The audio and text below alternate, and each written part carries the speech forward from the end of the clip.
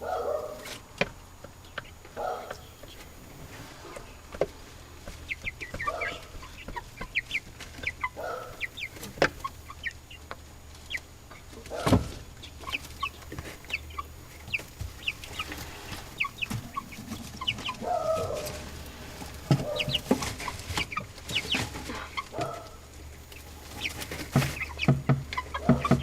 guys full? Means you guys have to come out now.